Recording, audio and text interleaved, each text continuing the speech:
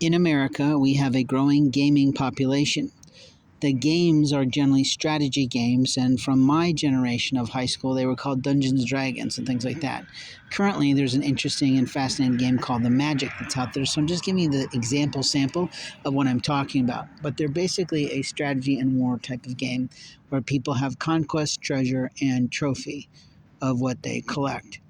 The challenge is that sometimes these games become 3D games where the children actually dress up and play those games in forests and on campgrounds and events like this.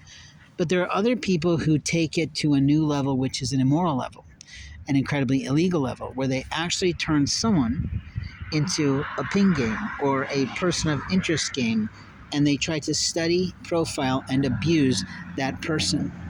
The victims often don't know who the predators are because they pass it along their social media and texting telephony networks. There's a real problem with mobbing in community stay or policing in community stay where it's called mobbing, where community retail establishments have their employees, unbeknownst usually to the presidents and company owners, participating in these games where they notify one another of when someone is in the house to do shopping and participate in consumer capabilities and have consumer rights to privacy of purchases. But a lot of times those purchases go missing or get traded out by the people who are playing the ping game, playing the I'm in power game, and playing what we might call a human trafficking game. Unfortunately, to the victim, it is not a game to them. It is a total, utter destruction of their life and is completely abuse.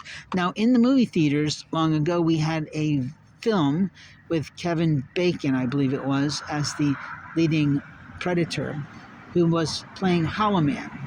And that was based, I believe, on a previous film to that, of which I don't recall the name, The Invisible Man, I think it was. But the truth is, a predator that is invisible is only invisible to himself and to the victim, but not invisible to God. At no time does the Lord, above all things, great and small, ask you to sexually assault or humiliate, sexually harass someone by altering their clothing, making it tighter so it might show off their ass, or making it more difficult for them to hide the parts of their body or the dysphoria that they feel. You see, body image belongs to the individual, not to a community, not to a religious organization, not to a policing group, and not to a perpetrator of crime.